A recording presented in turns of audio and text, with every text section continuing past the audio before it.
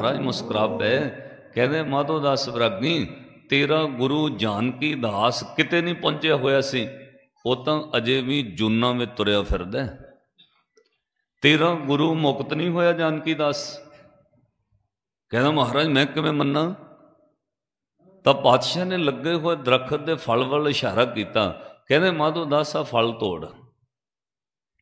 उन्हें पक्या होया फल तोड़िया। जदों फल तोड़िया तो श्री गुरु गोबिंद सिंह महाराज बोले, कहते इनू दोवां हत्थां नाल फल नूं पाड़। जिवें आपां संतरा पाड़ी दा, इदां उन्हें दोहां हत्थां नाल फल नूं पाड़िया। उहदे विच एक निक्का जिहा कीड़ा सी और श्री गुरु गोबिंद सिंह महाराज बोले, कहते हुण अपने गुरु का नाम लैके बोल, ये मूँह चक के तेरे वल बोलेगा। कहते तेरा गुरु कीड़ा बन के फल च पिया। जदों माधोदास वैरागी ने उसका नाम लेके बोलिया, वो कीड़ा मूँह चुके उपर नूं। श्री गुरु गोबिंद सिंह महाराज कहते वेख तेरा तो गुरु नहीं मुक्त होया, तैनूं की मुक्त करेगा। माधोदास वैरागी चरणन टह पिया, महाराज जी मेरा गुरु मुक्त क्यों नहीं होया।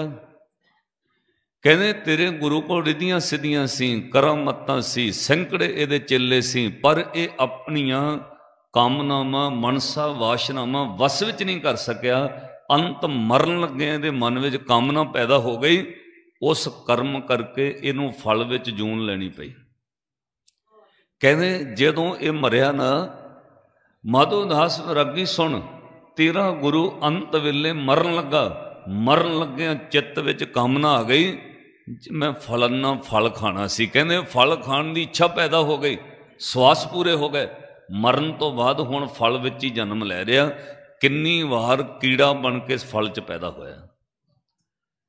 चरना में टह पिया, महाराज फिर मैनू राह दसो। कहण लगे गुरु पूरा होना चाहिए।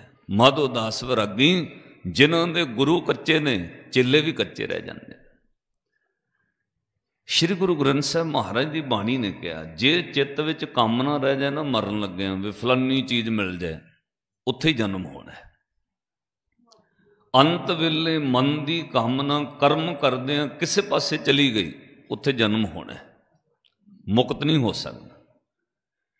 इनू महाराज ने बाणी अंदर कहा, अंत काल जो लक्ष्मी सिमरै, ऐसी चिंता में जे मरै, सर्प जोन बल बल उतरे। कहते अंत वेले ध्यान चला गया किते, हाय माया मेरा पैसा बैंक च रह गया, फलाने तो पैसे लेने सी। कहते ध्यान माया च चला गया। मरण तो बाद सप की जून च पै जाना। उन्नी देर उन्हें सप बनी जाना है जिन्नी देर रब की कृपा न होई होना। रब की कृपा होएगी फिर मुक्त होना है, क्योंकि कर्मा करके तो विछड़ गया होना। फिर महाराज ने अगला वचन कहा, कहते अंत काल जो मंदिर सिमरै, ऐसी चिंता में जे मरै। भाई अंत वेले ध्यान चला गया, हाय मेरी कोठी मेरी जमीन। जदों जमीन विच जायदाद विच ध्यान चला गया ना अंत वेले, हाय मेरी कोठी। कहते मरण तो बाद उत्थे उन्हें भटकना जाके, किहड़ी जून विच, प्रेत जोन बल बल उतरे। कहते प्रेत की जून विच उत्थे उन्नी देर उन्हें भटकदा रहना है जिन्नी देर कृपा नहीं हो जाती। जदों रब की कृपा होएगी उदों मुक्त होएगा। अंत काल नारायण सिमरै, ऐसी चिंता में जे मरै, बदत त्रिलोचन ते नर मुक्ता, पीतंबर वाकै हृदय वसै। भाई अंत वेले किसी नूं याद आ जाए सतनाम श्री वाहिगुरु वाहिगुरु, वो बंदा मुक्त हो सकता है। इसलिए महाराज ने कहा कर्मां विच कोई परफेक्ट नहीं है। माधोदास वैरागी का गुरु जानकी दास फल विच कीड़ा बनता रहा। 10वें पातशाह ने फिर उन्होंने मुक्त किया। क्यों? जदों श्री गुरु गोबिंद सिंह महाराज ने कृपा करके उन्होंने मुक्त किया, उदों माधोदास वैरागी ने चरण फड़ के कहा, महाराज मैनू अपनी सिक्खी बख्शो, मैं पूरे गुरु का सिख होना चाहुंदा, महाराज मैनू मुक्ति मिले। श्री गुरु गोबिंद सिंह महाराज ने फिर माधोदास विरागी नूं खंडे वाटे की पौल अमृत का वाटा तैयार करके अमृत छकाया। साध संगत ये मैं तां बेनती की कर्मां करके नहीं मुक्त हो सकता। हुण कर्मां करके रिधियां सिद्धियां माधोदास विरागी कोल बहुत है, उहदे गुरु कोल बहुत है, जानकी दास कोल। कर्मां करके तो सैकड़े चेले ने जानकी दास दे, पर वो आप जूना च पै गया। इदां दी एक साखी कीरतपुर साहब वरती, जदों छेवें पातशाह ने अजगर सप नूं पैर छुआ के अंगूठा ला के मुक्त किया, वो जदों सप पुट्ठा होया थले गलिया पिया, कीड़ियां पईयां हुईयां सी, कीड़े खा रहे सी। सिख कहने महाराज ये कौन है? कहने पिछले जन्म च गुरु बन के बैठा सी, चेले भी डोब ले, आप भी डुब गया, माया धारी रहा, आप सप बन गया।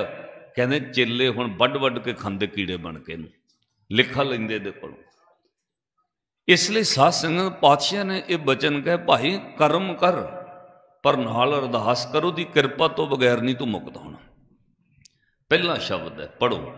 किरत कर्म के विछड़े कर कृपा मिलो राम। आखो कर कृपा मिलो, अरदास करिए। कर कृपा मिलो राम, कर कृपा मिलो, कर कृपा मिलो राम। क्योंकि किरत कर्म के विछड़े। अज फिर महाराज ने शब्द क्या, कत कर्म कमावणे दोष ना काहूं जोग। भाई तू जो कर्म कत रहे हैं, कतक के महीने का उपदेश देंगे, कहते किसी का कोई दोष नहीं है, तेरे कर्मां का ही दोष है। फिर गुरु ग्रंथ साहब महाराज की बाणी च एक शब्द आया, कहते कर्म बख्शे जाते हैं। महाराज कदों? जदों भगती करने वाले भगत सदने ने रब नाल गल करके कही, रब्बा मैं तो छोटा जिहा कसाई हाँ, ठीक है मेरे तो पाप होए ने, जे तेरे नाम ते वड्डे वड्डे पाप करने वाले बख्शे जा सकते, मेरे तो कर्म ही थोड़े, मेरे क्यों नहीं बख्शे जा सकते? रब नाल गल करके कहा, जे गुरु धारण करन तो बाद भी कर्मां दा लेखा देने, फिर गुरु वाले बनने का की फायदा? जे शेर की शरण विच गया गिद्दड़ खा जाए, फिर शेर कोल जाण दा की फायदा? जे गुरु वाले बन के भी लेखा देना, फिर गुरु वाले बनने का की फायदा? रब नाल सीधी गल कीती। फिर भगत सदना जी ने इत्थों शब्द शुरू किया। ये मैं कई बार कथा लाइव तो कही है, तुसीं सुनते रहिंदे हो। एक राजे ने कली कली लड़की, उहदे कोई लड़का नहीं सी, राज भाग दी हकदार वो लड़की सी। वो लड़की ने अपने महलों विच